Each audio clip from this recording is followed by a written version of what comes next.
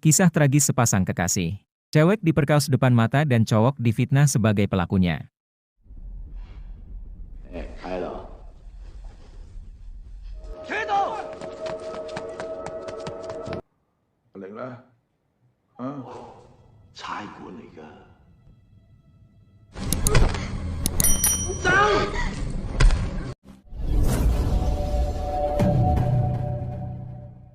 Di sebuah desa, hiduplah seorang pria penjual roti ayam bernama Kit Chen, 23 tahun. Kebanyakan pelanggannya adalah siswi SMA. Setiap pagi seorang nenek selalu mampir membeli roti ayam untuk cucunya saat mengantarnya ke sekolah. Gadis tersebut bernama Wing Chaung. Wing diantar neneknya karena sering lupa jalan menuju ke sekolah atau pulang ke rumah. Kit diam-diam menaruh hati pada Wing. Setiap hari, Chen selalu menyempatkan waktu mampir ke sekolah Wing hanya untuk memperhatikan gadis idamannya tersebut. Saat malam tiba, Kit melihat nenek Wing berteriak mencari cucunya yang belum juga pulang. Tak tinggal diam, Kit segera mencari Wing dan menemukannya di hutan sedang asik bermain bola kristal meskipun sedang tersesat.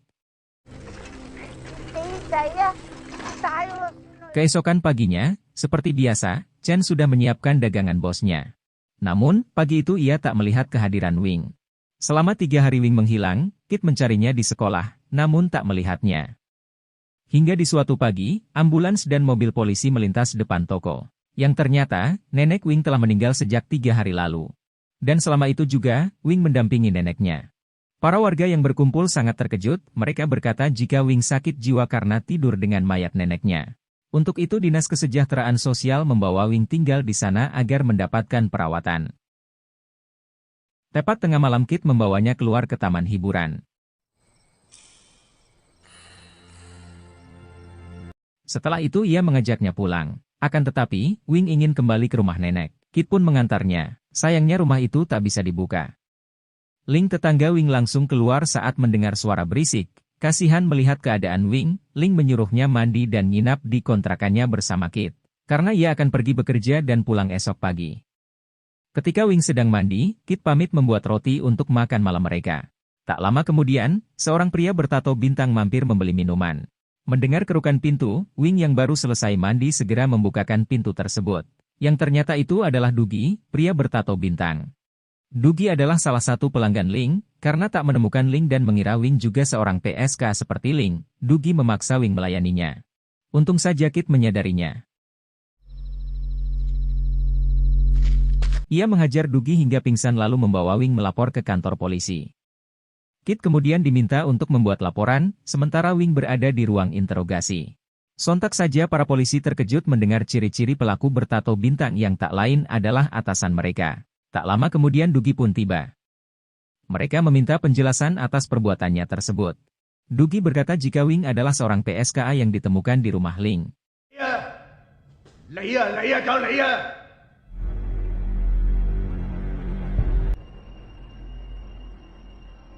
Melihat wajah Dugi, Wing sangat ketakutan.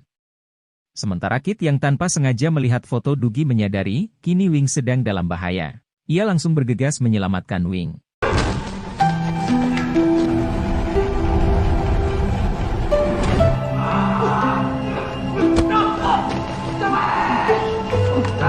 Namun semua sudah terlambat. 4 dari 5 polisi sedang bergantian memperkaos Wing. Mereka adalah Kapolsek Dugi, Wakapolsek Jeff, Lau dan Zaiting.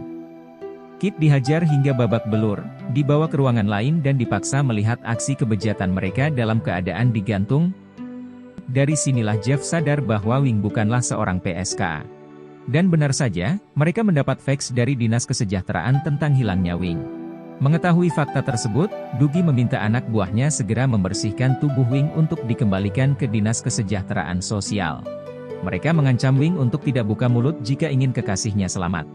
Dan untuk menutupi kejahatan mereka, Kit dijadikan sebagai kambing hitam karena telah membawa kabur Wing dan menyerang petugas.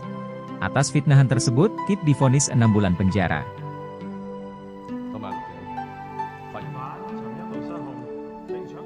Selama menjalani masa hukumannya, Kit melukai jari-jari tangannya untuk menghilangkan sidik jari. Ia berencana menghabisi mereka beserta keluarganya. Singkat cerita, 6 bulan kemudian, Kit akhirnya bebas. Yang tanpa ia duga, Wing sudah berada di sana menjemputnya dalam kondisi hamil. Perasaannya campur aduk antara sedih dan bahagia melihat keadaan Wing. Meskipun sedih melihat kondisi Wing, tatapan dan senyuman Wing membuat dendamnya semakin membara. Beberapa hari kemudian Kit membawakannya bola kristal dan foto mereka berdua. Wing terlihat sangat bahagia menerima hadiah tersebut.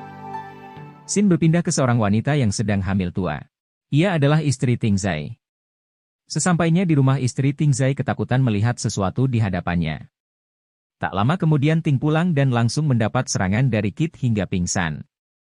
3 hari kemudian televisi sedang menyiarkan berita tentang temuan jasad bayi dalam plastik. Setelah diperiksa, betapa terkejutnya mereka melihat ID card Ting Zai dalam bungkusan tersebut, bergegaslah mereka menuju rumah Ting Zai. Dan apa yang mereka temukan di sana lebih mengejutkan lagi. Di mana istri Zai tewas secara mengenaskan dengan kondisi perut robek dan janin dede bayi menghilang. Sedangkan Ting Zai dinyatakan hilang sejak saat itu. Lebih ke psikopat ini mah, anak istri gak salah apa-apa kena imbasnya juga. Tak lama kemudian Kwok, yang tidak memperkaos Wing, mendapat telepon dari rekannya Lau, namun tak ada suara. Yang ternyata, Lau dan istrinya mengalami nasib yang sama dengan istri Zai. Dan Lau sendiri tewas tenggelam dalam bathtub.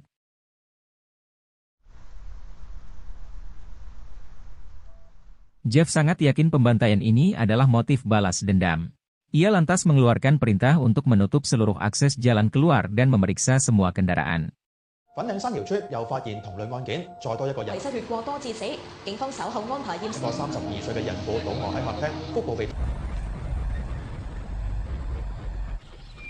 發現一個52歲嘅男人，佢全身被熱水。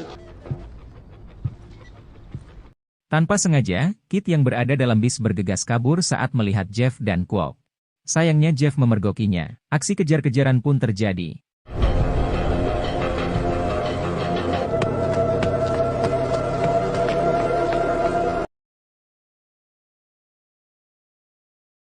Kit yang berhasil tertangkap langsung dibawa ke ruang interogasi.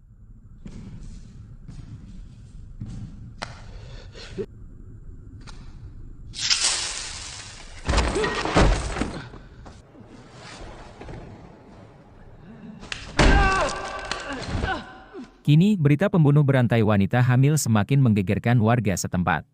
Wing yang sedang menyaksikan berita tersebut dikejutkan dengan penangkapan tersangka utamanya yang tak lain adalah Kit.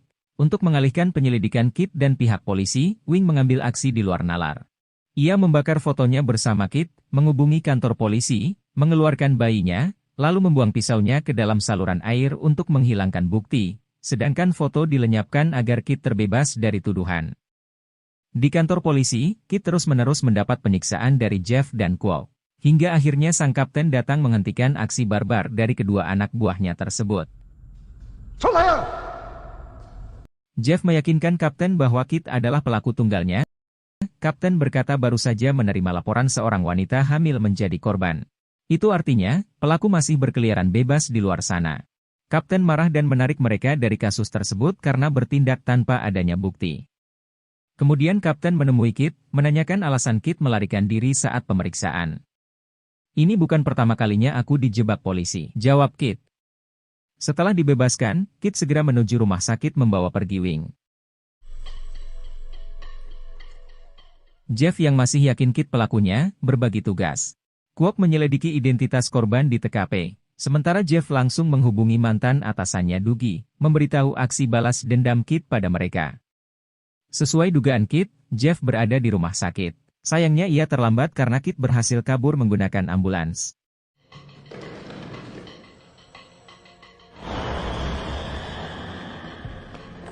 Tak tinggal diam, Jeff segera mengejarnya sembari meminta bantuan pada Kwok. Kwok yang lebih dulu sampai di tujuan berhasil menghentikan ambulans. Pergelutan di antara mereka menyebabkan Kwok mati terbakar. Tak lama kemudian Jeff tiba. Gagal menabrak Kit, Jeff mengejarnya, menghajarnya secara membabi buta.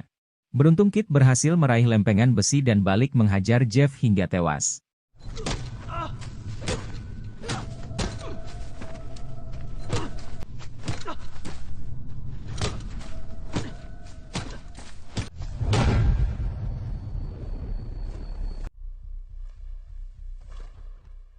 Singkat cerita, keesokan paginya, Dugi sudah berada di TKP. Mengetahui kedua rekannya tewas, Dougie menembak kedua kaki Wing untuk memancing Kit keluar. Kit yang baru siuman segera bangkit menghampiri Dougie. Dengan penuh amarah ia menembaki Kit hingga tumbang. Namun, ia gagal mengeksekusinya karena pelurunya habis.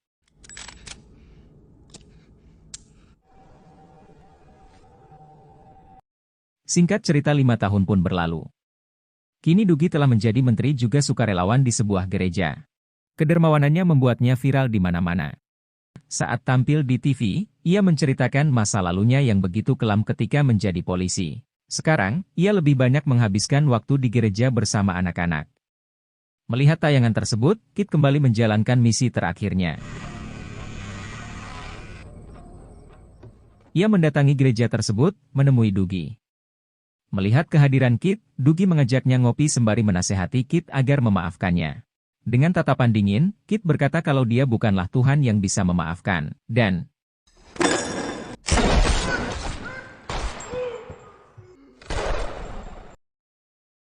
anak-anak terlihat shock menyaksikan kejadian tersebut. Yang tanpa diduga mereka menyerang Kit hingga tak berdaya.